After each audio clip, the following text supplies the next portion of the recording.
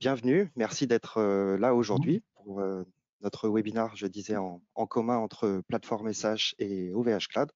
On va vous parler aujourd'hui du nouveau produit que nous proposons ensemble, qui est un produit intégré entre OVH Cloud et Plateforme SH.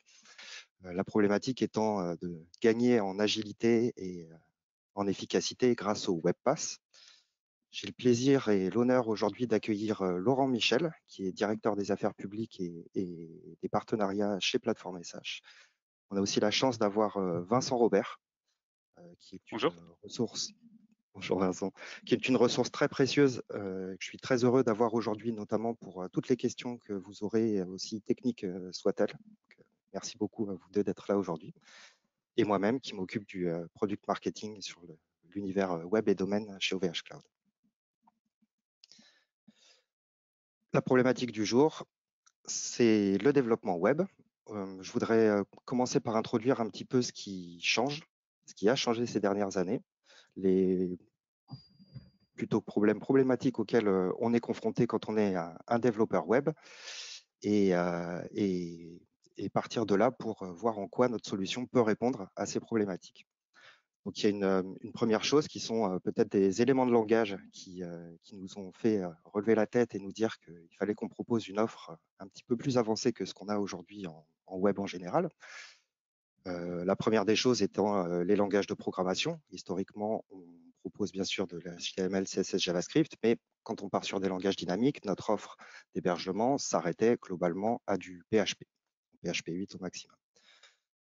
On se rend compte qu'on a beaucoup de développeurs qui voulaient faire du Python, du Node.js, travailler sur d'autres langages. L'autre chose, c'est que historiquement, on déploie un site internet assez de manière standard en transfert de fichiers sur un FTP et les méthodes d'intégration continue n'étaient pas quelque chose qu'on pouvait appliquer avec nos produits. Je vais rentrer un petit peu dans ce détail-là, juste après pour définir bien ce dont on parle. L'autre chose, c'est avoir un workflow continu et bien sûr la promesse de notre web hosting qui est d'avoir un environnement complètement managé où on ne s'occupe pas de l'infrastructure, mais on peut commencer à coder beaucoup plus rapidement. D'autres problématiques de prototypage, de gestion en petites ou grandes équipes, en tout cas une forme de flexibilité à ce niveau-là, et l'évolution de l'infrastructure, de l'outil, avec l'évolution du business, que ce soit sur des aspects techniques ou de charge et de volume. Alors, avant de rentrer un petit peu plus dans l'offre, j'aimerais faire un tout petit aparté sur ce dont on parle quand on parle de CI/CD. Alors, je vous prie de m'excuser pour ceux qui connaissent très bien pour le temps et les raccourcis que je vais faire maintenant pour faire cette définition. Mais pour essayer de l'expliquer assez rapidement, donc CI/CD, c'est l'abréviation pour Continuous Integration et Continuous Delivery ou Deployment. C'est une petite nuance. Donc l'idée, c'est qu'avec ces méthodes d'intégration et de déploiement continu, on peut construire, tester et déployer des snippets de code plutôt qu'un site monolithique en transfert de fichiers. Ça réduit aussi beaucoup les risques de travailler avec des versions qui auraient été corrompues ou buggées avant, et ça permet de pousser, comme je disais, des snippets de code qui sont déposés sur un dépôt Git de manière assez régulière et seamless, si je puis dire. On peut se permettre avec ces méthodes de faire des mises en prod plusieurs fois par jour. On a un petit peu moins peur de la mise en ligne le vendredi ou d'itérer sur un site e-commerce, par exemple, pendant les soldes ou à un autre moment. C'est assez stratégique d'avoir quelque chose qui fonctionne bien. Si vous voulez plus de détails, je vais en rester là pour l'explication succincte. Il y a énormément de sites, GitLab notamment, a des explications très détaillées sur ce qu'est le CI/CD et ce que ça permet de faire. Et pour terminer cette introduction, j'ai représenté ici quelque chose qui existe depuis assez longtemps, mais qui reste très pertinent dans les méthodes de développement, qui est la 12-factor méthodologie.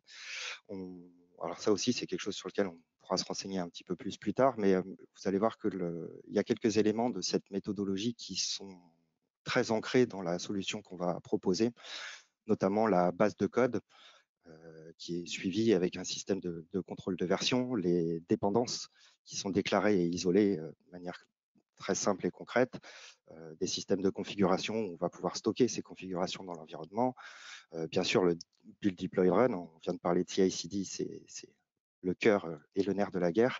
Et pour passer un petit peu vite, il y a quelque chose qui va être, qui à mon sens est une fonctionnalité vraiment très différente de ce qu'on pouvait proposer avant, et avec cette parité dev-prod et la sécurité et de mise en prod justement quand on a un environnement de développement ou de pré-production qui est très cohérent par rapport à ce qu'on a en production.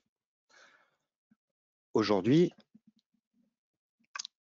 quand on veut déployer, alors si je me permets de revenir un petit peu sur ce qu'on a dit avant, on a un petit peu deux mondes. J'en ai parlé beaucoup déjà de CI/CD. Pour faire simple, ce que j'appellerais l'ancien monde, c'est encore un raccourci pas forcément très heureux, mais l'ancien monde, on développait en tout cas chez nous en PHP de manière un petit peu monolithique et on transférait via FTP. Aujourd'hui, on va faire ces petites modifications itératives sur du code où on va le pousser en CI/CD, on va se permettre d'utiliser d'autres langages. Parmi notre audience, si vous voulez bien me dire plutôt si vous vous reconnaissez dans l'ancien monde ou dans le nouveau monde ou les deux, par un message dans cet espace de discussion que vous avez à disposition pour commenter ou poser des questions.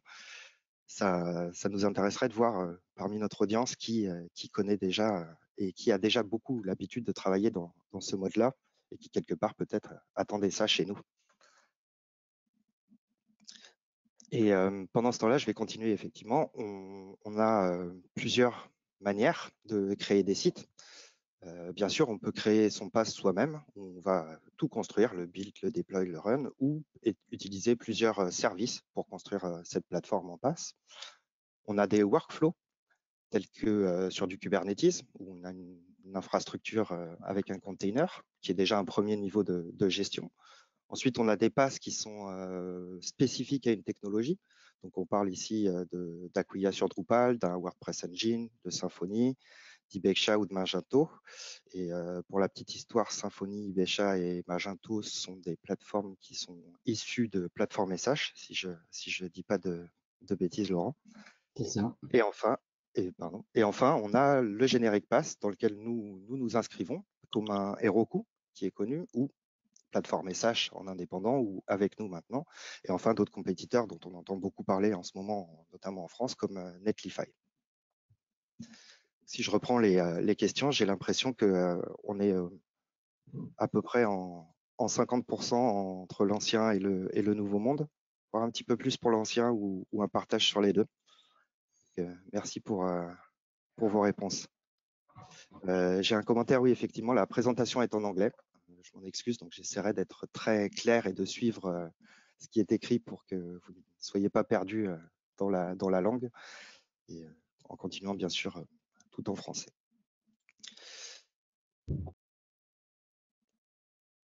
Bon, pour rentrer un petit peu plus dans le détail, on a vu les challenges auxquels on voudrait essayer de répondre, les méthodes d'intégration et de déploiement qu'on adresse aujourd'hui. Laurent, est-ce que tu pourrais me rentrer un petit peu plus dans le détail de ce qu'est la solution plateforme SH et comment nous l'intégrons à l'univers OVH Cloud?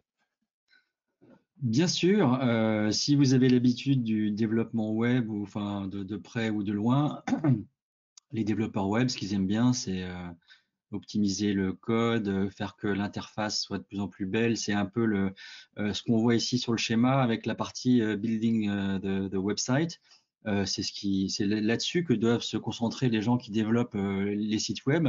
Et tout ce qui est à gauche, c'est en fait les choses qu'on appelle parfois DevOps ou Admin 6, ou sont des choses qu'on ne voit pas tout de suite lorsqu'on se lance dans le développement web, et pourtant qui sont nécessaires. C'est le fait de provisioning, d'instancier des serveurs dans le cloud pour pouvoir ensuite déployer. Il faut qu'ils soient sécurisés, il faut qu'il y ait des bases de données qui elles-mêmes soient manager. Il faut qu'on permette des environnements pour faire les tests, la recette. À chaque fois qu'on déploie en test ou en production, il faut qu'on puisse packager les applications et puis ensuite après les déployer. Quand c'est en prod, il faut orchestrer ces containers et s'assurer que voilà, ça tienne la charge avec la scalabilité. Bref, toutes ces tâches, on s'aperçoit que ça prend facilement plus de la moitié des tâches de l'équipe web au sens large. Et c'est ce sujet que Platform adresse et qu'on appelle un Platform as a Service.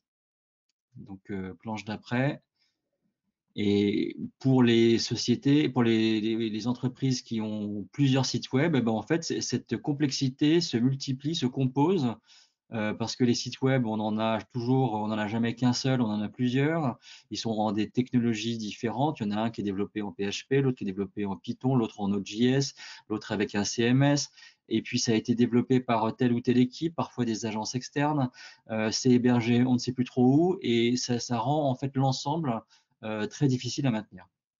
Donc à nouveau, donc les planches d'après, à nouveau, c'est vraiment ce que Platform.sh et le Webpass qu'on vous propose aujourd'hui.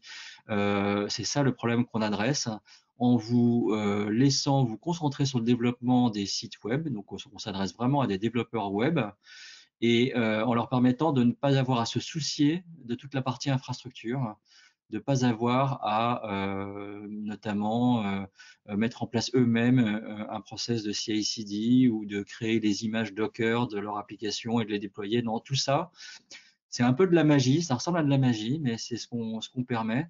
Et ça libère complètement le développeur. Voilà. Alors pour expliquer un peu plus spécifique, lorsqu'on parle de cloud, donc versus, alors il y a les clouds privés on-prem à gauche. Alors les différentes couches sont bleues ou blanches. Bleu, ça veut dire que l'entreprise elle achète ça ou elle le loue, et en blanc elle le fait elle-même. Donc lorsque c'est un cloud privé en interne, et ben il faut acheter les machines, installer l'OS, enfin on fait tout. L'opposé, c'est le logiciel en SaaS. Hein, donc, si vous utilisez un service de CMS en ligne, ou enfin, dans ce cas-là, en fait, vous utilisez directement et tout est fait. Mais si vous avez votre propre application web et que vous voulez la déployer dans le cloud, la première solution qui vient à l'esprit, c'est de se dire d'aller voir un fournisseur cloud, ou on dit un fournisseur IaaS, Infrastructure as a Service.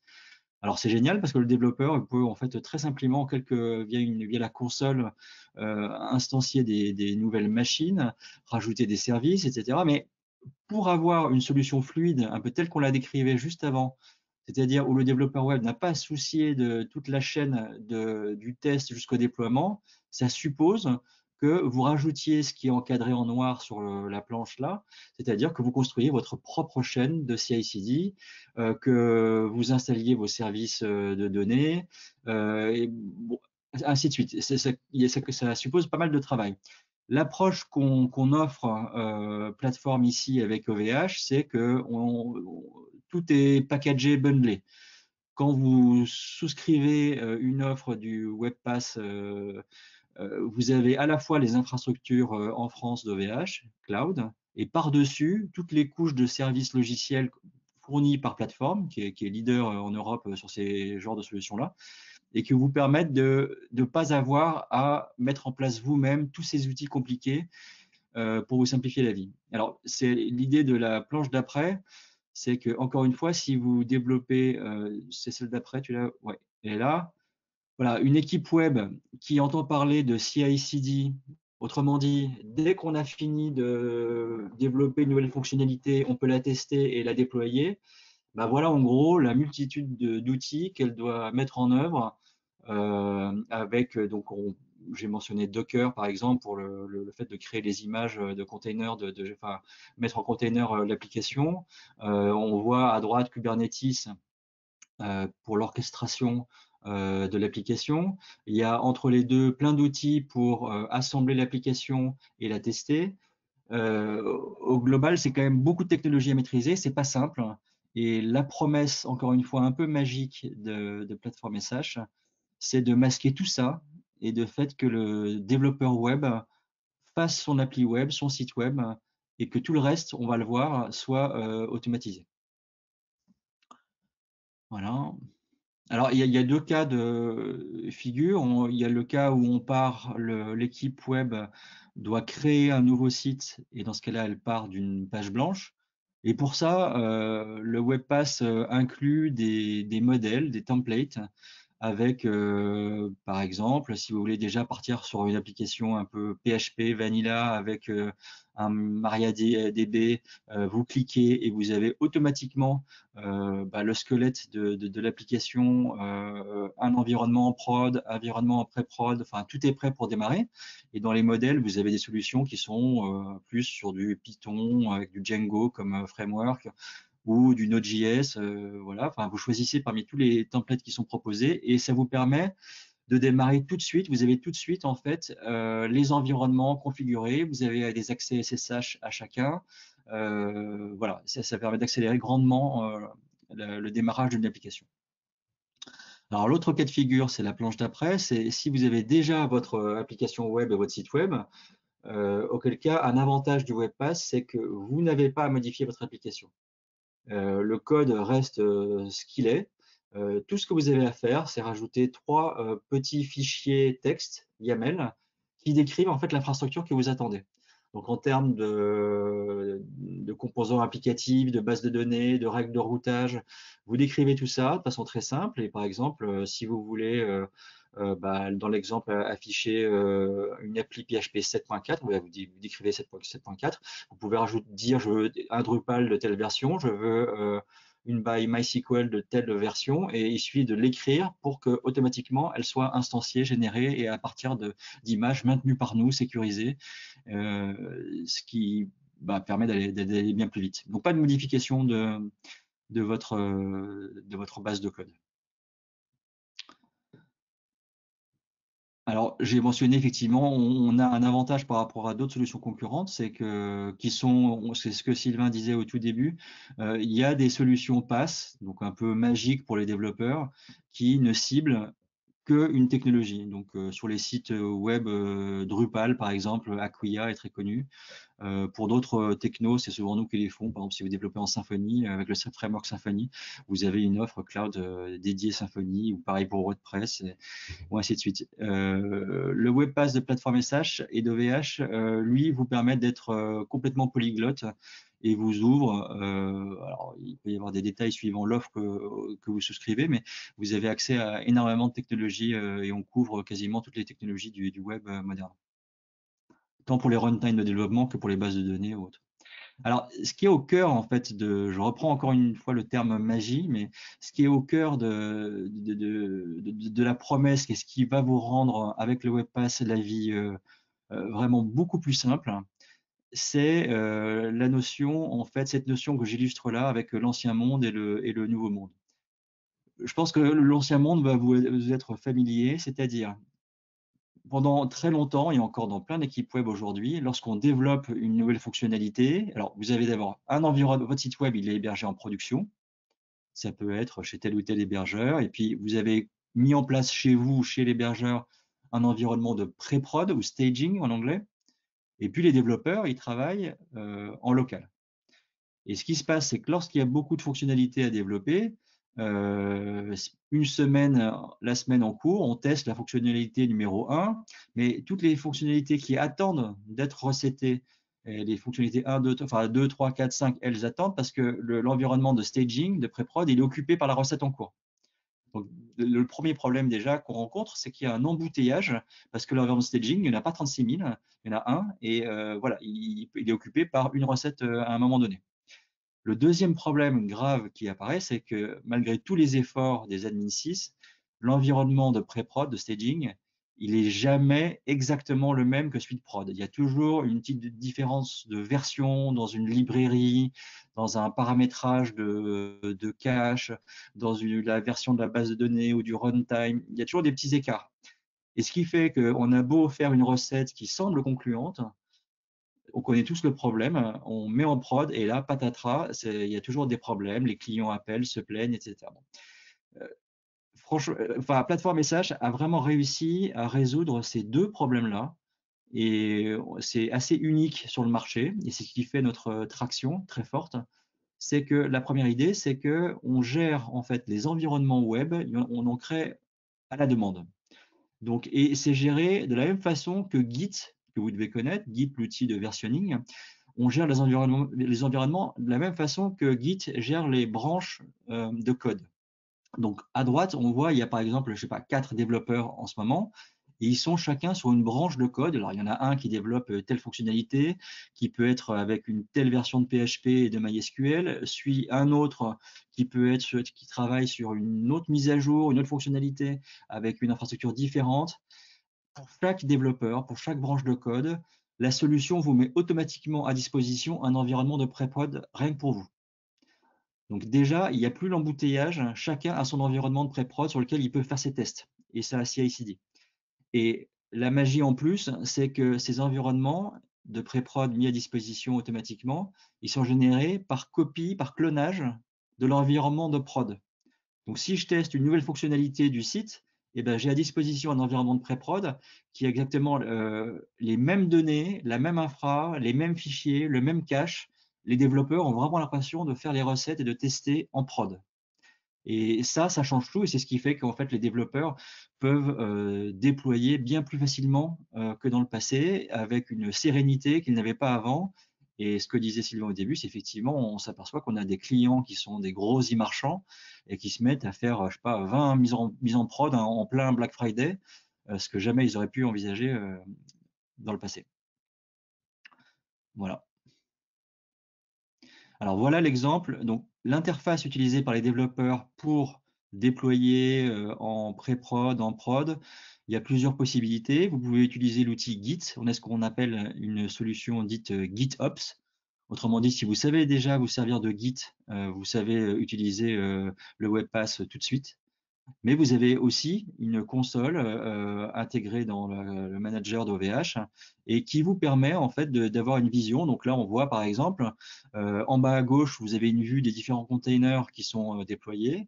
On voit un container applicatif en Python, on voit une base de données Postgres.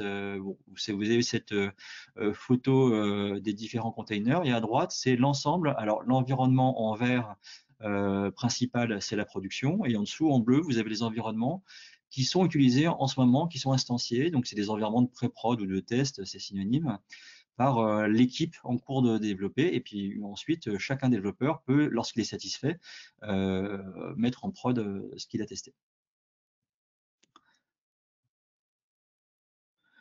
Alors, les gains, je les ai un petit peu déjà indiqués, mais en fait, dans une équipe de développement web, vous avez toujours en fait les développeurs web qu'on adresse, hein, et puis ils s'appuient dans les solutions qui ne sont pas la nôtre sur une équipe d'admin 6 qui est souvent proche de l'hébergeur. Et on s'aperçoit que dès qu'ils utilisent notre solution, bah, l'équipe d'admin 6 voit sa sollicitation réduite. Tous les tickets donc, de style DevOps, par exemple, crée-moi un environnement de pré-prod, fais-moi cette sauvegarde, déploiement en prod telle chose, monte en version à la base MySQL à telle version. Toutes ces demandes-là, elles s'écroulent, il n'y en a plus, et donc l'équipe de DevOps peut s'occuper à autre chose. Voilà. Ensuite, les développeurs eux-mêmes, ils ont le 40%, c'est ça, c'est qu'en fait, ils sont tellement libres de leur temps et autonomes qu'ils ont une productivité qui est accrue de 40% et ça se voit assez vite. Parce que les environnements de pré-prod et que le CI/CD est intégré et que l'environnement de pré-prod donc est conforme et est totalement identique à la prod, les recettes vont beaucoup plus vite et on a observé le facteur 15 en réduction de temps de recettes et ça permet aussi de déployer. Donc, on a observé chez nos clients qu'ils mettaient en production 20 fois plus qu'auparavant. Donc, ça permet d'avoir des cycles rapides, des itérations courtes et d'être beaucoup plus agile dans les développements. À 90% de réduction de DevOps, on est à 10% du NoOps, c'est ça? Voilà, c'est ça. Peu de choses près. C'est ce qu'on appelle effectivement, donc on parle beaucoup de DevOps, nous on dit qu'on a une solution NoOps, en ce sens que bah, il n'y a plus que les devs, les ops en fait, on n'en a plus tellement besoin quoi, parce qu'on automatise tout. Très bien, merci. Ben, si vous avez fait le lien entre la problématique qu'on a exposée au départ et Et la réponse que vient d'apporter Laurent avec le produit Platform SH, la question de pourquoi s'intégrer paraît assez évidente, hein. Je crois que Laurent t'a répondu plus que point par point à toute la problématique du développeur moderne, j'allais dire du futur, mais on y est depuis un petit moment pour certains. Donc évidemment, la question se posait de moins en moins sur est-ce que ça peut fonctionner entre vous et nous. Et il y a d'autres éléments qui font que le mariage pouvait être beau dans le sens où on est tous les deux européens. Vous plateformez ça chez nous OVH Cloud avec votre position de leader sur l'application Pass en Europe et nous quelque part sur du cloud en Europe aussi. Il faut savoir qu'on partage de manière très étroite le même ADN sur la protection des données, sur la réversibilité, sur la transparence, toutes les valeurs que constitue OVH Cloud qui sont importantes et qui nous sont chères. On les retrouve très étroitement chez Platform SH. Donc c'est quelque chose qui fonctionnait bien aussi. Et l'idée, évidemment, c'était en tout premier de répondre à ces besoins, d'intégrer ces valeurs, d'être sûr qu'on était sur quelque chose qui est complètement aligné avec notamment ces notions de souveraineté des données et pouvoir intégrer ce produit sur notre infrastructure pour pouvoir proposer aujourd'hui notre produit de WebPass Powered by Platform SH. Il y a une autre chose qui était intéressante, c'est qu'on fait aussi déjà dès le départ un petit peu partie de la même famille grâce à la French Tech où nous sommes en Next 40 ou FT 120. Donc c'est, comme je disais, un petit peu une histoire de famille. Donc si on rentre un petit peu plus maintenant dans cette intégration entre les infrastructures OVH Cloud et le produit de plateforme, on a bien sûr quelque chose qui va reprendre très précisément la technologie de plateforme SH. Comme je disais, c'est hosté en Europe. Le data center qui accueille cette solution est en France. On est, comme je le disais, hein, je me répète un petit peu, mais c'est très important pour nous, les aspects sur la souveraineté des données. Et ça fonctionne parfaitement entre nous. Laurent en a parlé un petit peu, beaucoup sur les différents langages qui étaient possibles de traiter et l'exhaustivité des templates, des runtime et des environnements qu'on peut déployer en un clic, hein. On va voir un petit peu après qu'on a une offre qui a une forme de flexibilité sur la performance de l'infrastructure, sur d'autres specs comme l'espace disque, sur d'autres choses comme les environnements de pré-production dont parlait Laurent. Donc tout ça, c'est ce qui va aussi constituer notre offre et la gestion des utilisateurs, puisque tout l'intérêt, on l'a vu dans les méthodes de développement par branche, c'est de pouvoir travailler ensemble avec une gestion des droits pour les différents développeurs. Donc si j'essaye de résumer les choses un petit peu rapidement et en quelques mots, l'idée derrière le produit de WebPass Powered by Platform SH, c'est de réunir, de combiner l'expertise de Platform SH sur son système d'application Pass avec la qualité, si je puis me permettre, des infrastructures d'OVH Cloud. Ceci pour donner cette agilité et cette flexibilité que nous demandent les développeurs web aujourd'hui, tout en restant bien sûr sur la promesse de l'hébergement web qui est, et on en parlait avec le NOPS, une infogérance poussée le plus loin possible pour qu'on puisse démarrer rapidement, se concentrer sur son projet et ne faire que le code, de manière agile bien sûr. L'offre sera déclinée sous trois moutures, où on a une version Start qui est pour un développeur unique. On a une version développe qui est pour de 3 à 5 utilisateurs. Donc, vous avez déjà une première notion de flexibilité sur le nombre d'utilisateurs qu'on peut embarquer. Et la version Expand qui démarre à partir de 10 développeurs pour les projets un peu plus conséquents, ou en tout cas les équipes plus conséquentes à travailler sur un projet. Les spécifications de base des offres sont décrites ici. Si je rentre un tout petit peu dans le détail sans lire mon slide non plus, on est sur toujours du backup. Ça fait partie des promesses automatiques de nos hébergements.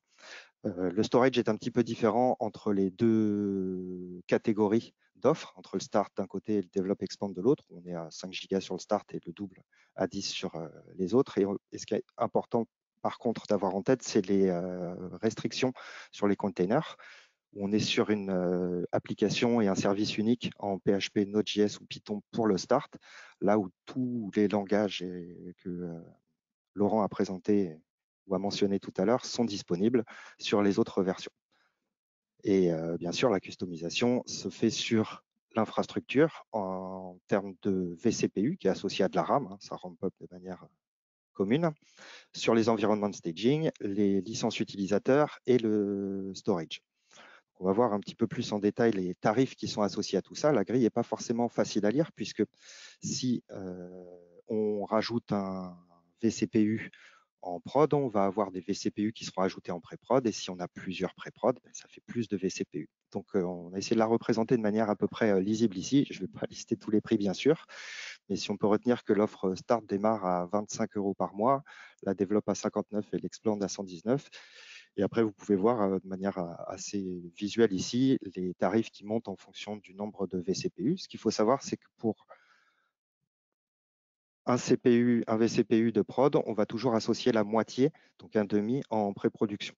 Donc, si on part sur une offre de développe en XL à 8 vCPU, chaque environnement de pré-production en aura 4. Les options sont bien sûr ensuite sur les environnements de staging, en tarifs supplémentaires, sur le storage, donc ce sont des packs de 5 Go, tout simplement, et sur les utilisateurs supplémentaires. On est toujours en bêta sur cette offre-là. On devrait être en ligne autour du 8 juin prochain. Donc la bêta court toujours. Si certains veulent essayer le produit, c'est toujours possible. La page d'inscription est accessible via nos labs. C'est un lien qui sera partagé avec tout le monde après cette présentation. Le process est assez simple. Alors, la bêta est encore limitée. On a 50 places, mais c'est discutable. Et le process est assez simple pour être onboardé, où il y aura ce formulaire de qualification sur nos pages labs à remplir.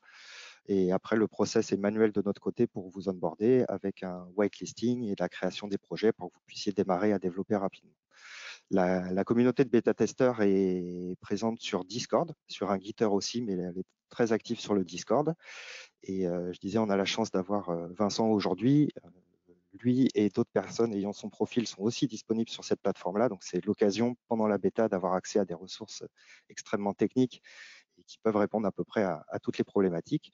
Ça permet aussi de jouer un petit peu avec le produit, même si c'est pour faire un Hello World, et voir si ça correspond si ça répond à un besoin.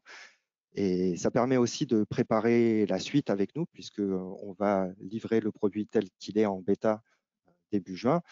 Mais on voudrait aussi, grâce aux utilisateurs qui partagent leurs ressentis sur nos communautés, préparer la roadmap, voir les fonctionnalités qui sont le plus attendues et puis, encore une fois, répondre aux attentes des développeurs de notre audience. Il ne faudra pas hésiter à venir. Hein, c'est moi qui m'occupe en grande partie de l'onboarding et de l'animation de la communauté sur Discord. Maintenant qu'on se connaît, il ne faut pas hésiter. On a fait à peu près le tour de tout ce qu'on voulait raconter sur ce produit. Ça change un petit peu, même beaucoup, de ce qu'on a l'habitude de proposer en web hosting, hein, qui est très ancré dans l'ancien monde. Et j'imagine que c'est peut-être perturbant ou nouveau pour certains d'entre vous. Donc, si vous avez des questions ou des précisions, c'est le moment de nous les donner. On essaiera d'y répondre au mieux, bien sûr. Comment gérer la montée en puissance, j'imagine, d'une plateforme, d'une application ou d'un site web. Mais sinon, il y a une chose qui est simple dès le départ en termes de puissance d'infrastructure. On le voyait dans les options, c'est quelque chose qui se gère de manière optionnelle sur le produit. Et on peut bien sûr commander de l'infrastructure en plus, en vCPU, du storage en plus et des environnements en plus ou en moins au fil de la vie du produit. Donc, c'est quelque chose qui peut être monitoré et ajusté dès que le besoin apparaît sur un besoin d'agrandissement. Oui, c'est ça. Il n'y a pas de fonctionnalité automatique. Je suis désolé, il y a des travaux pas loin de chez moi.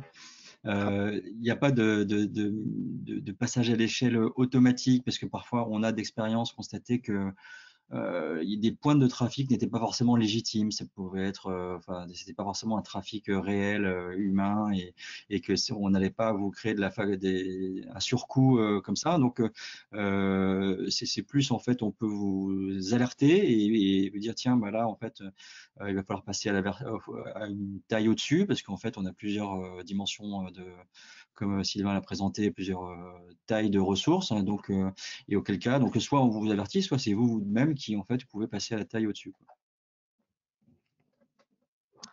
On a une seconde question. Peut-on gérer, d'Ismaël, peut-on gérer toute une flotte de sites, même en simple HTML, CSS, JavaScript, en n'utilisant pas de CI/CD? Et le tarif serait du coup lié au nombre de sites. Tel que le produit a été fait chez nous, à l'inverse du produit on-premise côté plateforme SH, une plateforme est un projet, un site ou une application. Donc, si on veut en gérer plusieurs, ça se fait au niveau du compte OVH Cloud qui va accueillir plusieurs de ces plateformes. Par contre, c'est forcément en CI/CD sur Git. Le pendant peut-être qui vous intéresserait, c'est une offre type performance chez nous, qui est donc une infrastructure robuste en termes de performance, qui permet de mutualiser plusieurs sites au sein d'un même hébergement. Et lui, pour le coup, il fonctionne sur de l'HTML, CSS, JavaScript, avec du PHP si on en a envie, et avec un fonctionnement en transfert FTP ou SSH. Et effectivement, Plesk en version managée, Ismaël, est abandonné en web hosting. On le propose uniquement sur une partie où il y aura plus d'infogérance à proposer, à faire de votre côté, sur du VPS ou une instance publique cloud. C'est avec Plateforme SH une forme d'alternative qu'on propose aussi à Plesk. Il faut savoir aussi que tous nos hébergements web hosting classiques, de l'offre perso jusqu'à Performance 4, qui est la plus haute chez nous, sont sur du cPanel, qui encore une fois est comparable à un Plesk. C'est un parti pris. Alors, une question à laquelle j'aurais peut-être pas la réponse, moi, techniquement, en n'ayant pas joué en multi-user, sur la gestion des droits d'accès par branche. Est-ce qu'un développeur a accès à l'ensemble du projet, ou est-ce que, j'imagine, si on fait travailler un freelance, par exemple, sur un aspect d'une application ou d'un site sur une branche de développement, est-ce qu'il peut être contraint à n'avoir que cet espace-là de disponible?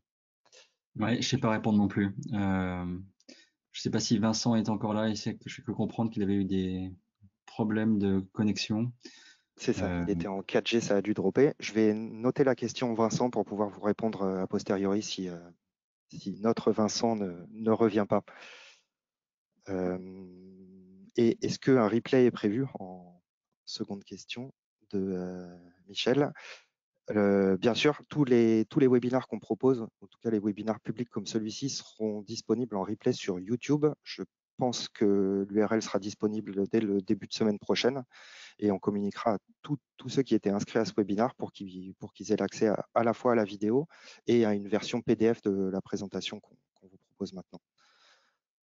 Et pour les backups de service, il faut aussi que je récupère des détails pour pas m'engager sur quelque chose où je risquerais de vous dire une bêtise. Le principe de la redondance en général chez nous, en côté web, est au moins de déporter physiquement le backup sur un autre data center.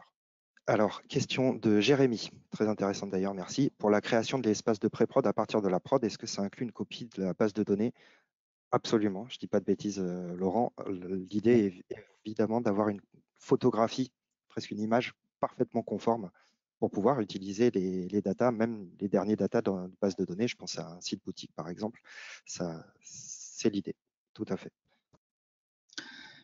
Et qui plus est, il y a une fois que l'environnement de pré-prod est créé, par clonage de la prod donc, et que les travaux de développement, de test prennent un peu de temps, il vous est possible de synchroniser, c'est-à-dire le temps que vous avez passé à travailler sur cet environnement de pré-prod. Entre-temps, il est vraisemblable qu'en prod, des nouveaux enregistrements dans la base de données aient été rajoutés, des fichiers aient été uploadés, que le cache ait été modifié. Mais vous pouvez resynchroniser ça constamment pour être à jour. Question d'Angélique, est-ce qu'il serait possible d'avoir un site type Shopify plus un site développé sur votre plateforme? Shopify n'est pas quelque chose, je pense, qui est disponible dans les templates. C'est une solution très propriétaire. Par contre, on peut paralléliser ça plutôt avec un PrestaShop ou un WordPress utilisé pour du e-commerce via des plugins type WooCommerce qui sont effectivement disponibles dans les templates ou peut-être encore de manière un peu plus simple puisque je ne me permettrai pas, mais vous vous déclarez néophyte, sur nos web hosting de perso pro performance qui peuvent monter en charge aussi avec l'avis d'un projet ou l'installation d'un WordPress ou d'un PrestaShop se fait en un seul clic. Et donc, on a cette notion d'infogérance et de gestion technique de l'infrastructure jusqu'au CMS dont vous n'avez pas à vous occuper. Et pour le coup, là, oui, c'est un travail presque de webmaster. Une fois qu'on a cliqué sur le bouton installer mon CMS, ça se fait aussi bien à la commande qu'à posteriori dans un espace client. Et comme autre alternative connue, il y a également Magento qu'on supporte. Je lis en même temps. Notre positionnement par rapport à AWS et des EC2, alors, je connais très mal les solutions d'Amazon. Est-ce que toi, Laurent, tu as un petit peu plus de billes positionnées?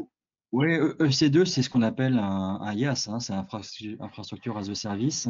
Donc, ça permet en fait de déployer des instances, des machines, et puis effectivement, en fonction de pouvoir faire en rajouter automatiquement et de faire ça croître de façon élastique. Une fois que vous avez EC2, ça ne vous vu du développeur web, ça ne vous confère pas les outils de build automatique, de CI/CD, d'environnement de prod à la demande qu'on a décrit. Donc, vous avez bien à rajouter par-dessus Amazon cette couche d'outils qu'on décrivait et qu'on procure, nous, plateforme.sh. Alors, par ailleurs, parce que plateforme.sh travaille dans le monde entier, on sait fonctionner par-dessus Amazon. Par ailleurs, c'est ce qu'on fait. Là, en l'espèce, c'est tout intégré avec le IaaS OVH et non pas celui d'Amazon. Sur les branches. Donc, est-ce qu'on peut gérer un accès spécifique à certains développeurs Oui, tout à pour fait. l'avoir? On peut effectivement inviter un développeur ou un freelance à ne collaborer que sur une branche donnée, de sorte qu'il ne puisse pas collaborer éventuellement sur la branche de production, tout simplement, quoi. Donc, il reste dans son environnement de staging et après, quelqu'un de l'entreprise pourra éventuellement merger le code après acceptation des tests dans la branche master. Donc oui, c'est tout à fait possible. Et la gestion des utilisateurs, chez nous, se fait via un NIC OVH Cloud. Donc, c'est la création d'un compte OVH Cloud. Et ensuite, le compte OVH Cloud qui gère la plateforme, comme le master, pourra donner des accès à ces différents utilisateurs OVH Cloud via leur identifiant. Une autre question pour toi, du coup, Vincent, ça tombe très bien que tu reviennes. On discutait de synchronisation, de clonage de la prod vers la pré-prod, notamment sur la base de données. Et la question de Vincent est sur cette synchronisation pour un exemple de site e-commerce où on a des données utilisateurs, des clients. Est-ce que c'est possible de les exclure, de les anonymiser? Qu'est-ce qu'on peut faire pour que ça n'apparaisse pas sur les environnements de pré-production, ou est-ce qu'il faut faire avec en interne? De base, ça va être cloné, puisqu'on fait un clone parfait de la production. Je ne sais pas si on ne peut pas démarrer un script au démarrage de l'environnement pour éventuellement faire une étape d'anonymisation. Je pense que ça doit être possible. Je crois que c'est possible. Ouais, il me semble que c'est possible de faire ça, d'avoir un déclenchement d'un script uniquement sur un environnement de données, en fait. Donc, je pense que la question est intéressante. On peut la noter et peut-être y répondre pour plus tard. Oui, et c'est typiquement le type de retour qu'on attend pendant cette phase de bêta aussi, pour voir ce dont vous avez besoin et qu'on n'aurait pas forcément prévu et qui serait amené à évoluer sur la roadmap du produit ensuite. Donc, merci beaucoup, Vincent, pour cette question, et Vincent pour cette réponse. Et Vincent, Robert, il y avait une question sur la scalabilité. Je voulais être sûr de ne pas avoir dit de bêtises. On ne fait pas de scalabilité automatique parce qu'on ne veut pas facturer à tort des choses qui ne soient pas légitimes. Est-ce que donc soit c'est à l'initiative de l'utilisateur, du client, de upsizer, pardon pour le barbarisme, ses ressources. Est-ce que la question que j'avais, c'est est-ce qu'on peut effectivement alerter nous-mêmes? Est-ce que le WebPass peut alerter le client automatiquement? Dans l'offre WebPass, non, il n'y a pas d'alerte. Je pense que ça viendra dans une évolution de l'offre WebPass quand on ira vers ce que nous on appelle l'offre entreprise, où effectivement il y aura ce genre de choses. Mais pour l'offre WebPass, c'est au client de surveiller l'utilisation de sa plateforme et de changer de plan s'il estime qu'il n'a pas assez de ressources allouées. J'ai cru voir une question technique tout à l'heure, quelqu'un qui posait la question de PHP 5.3 pour pouvoir éventuellement upgrader son site. Est-ce que c'était possible d'utiliser la plateforme? Oui, c'est ça. Est-il possible de migrer facilement les vieilles applications PHP 5.3 et MySQL? Donc PHP 5.3 aujourd'hui n'est plus supporté par la plateforme. On commence à partir de PHP 5.4. Donc il y a une petite sous-version de différence.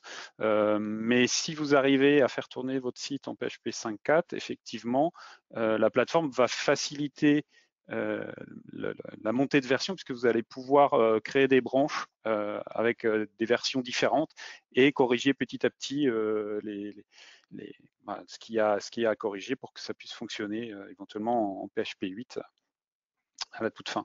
Donc voilà, donc, PHP 5.3 non, mais à partir de 5.4. On a deux questions qui se rejoignent, une sur laquelle j'ai pas pu revenir. Et effectivement, c'est un produit qui est un peu plus complexe techniquement, je disais, que ce qu'on a l'habitude de présenter. Et j'imagine que vous aimeriez voir comment on peut l'utiliser. Qu'on prévoit plutôt pour la rentrée, parce que ce ne sera pas une présentation uniquement sur le produit WebPass Powered by Platform SH, mais j'aimerais pouvoir proposer sur un événement un peu plus large en termes de temps et de ce qu'on peut proposer en termes d'interaction avec le public. Ce sera peut-être sur une autre plateforme, type YouTube Live d'ailleurs, une présentation thématique sur qu'est-ce que c'est que le développement aujourd'hui, comment fonctionne le CI/CD, où on pourrait montrer la plateforme, mettre un petit peu les mains dedans, aller jusqu'à au moins Hello World sur quelques templates. Donc c'est quelque chose qu'on va vous proposer, oui, et avec grand plaisir, puisque je pense que c'est intéressant de pouvoir éduquer pas le mot, mais faire une table ronde de ce que c'est que le développement aujourd'hui, ou ce qui a changé. On n'est pas obligé d'aller vers ces choses-là, c'est pas forcément approprié pour tous les projets, mais c'est le nouveau monde malgré tout. Je pense qu'en novembre dernier, il y avait eu, lors du sommet OVH, il y avait eu une démonstration filmée qui avait été jouée en direct, une démonstration de l'outil. On peut peut-être le retrouver ou bon, sinon, enfin d'une façon plus générale sur plateforme.sh, sur notre chaîne YouTube, il y a énormément de screencasts qui donnent un avant-goût de l'offre, hein, qui permettent de bien comprendre comment le principe. Alors, une autre question de Vincent sur la documentation. Je vais essayer de vous la trouver rapidement. Mais alors, on a une page produit qui existe sur le website OVH Cloud et on a aussi une centaine de guides qui ont été mis en prod, donc dans l'espace documentation. Si vous cherchez WebPass, vous devrez pouvoir les trouver rapidement. Je vais essayer quand même de vous les montrer tout de suite. Alors, la documentation est intégralement en anglais. Et vous avez les guides sur, bon, là, je ne vais pas rentrer dans le listing, mais je vous donne un petit aperçu si vous arrivez à lire malgré la taille des caractères pour en voir un petit peu plus. L'ensemble des guides qu'on propose, notamment sur de la migration des sites, pour ceux qui ont déjà un site ou une application existante, et sur les différentes technos, sur les frameworks, sur comment gérer ces langages et la configuration. Je suis assez content de la documentation qui a été produite pendant la bêta pour le lancement de ce produit-là. Pas hésiter à la consulter. Question de Mathieu, si le pass remplace purement et simplement l'hébergement classique, le domaine du site est-il directement lié à la plateforme? Oui, c'est une gestion DNS assez standard entre le domaine et l'environnement de prod. Hein.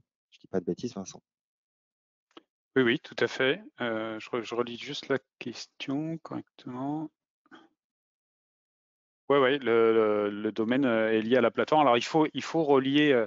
Il y a l'achat du domaine qui se fait dans votre manager OVH Cloud comme habituellement, et ensuite il faut faire le raccordement sur votre console WebPass où on va vous indiquer de rajouter un CNAME, un enregistrement CNAME sur votre DNS OVH Cloud. C'est très simple à faire.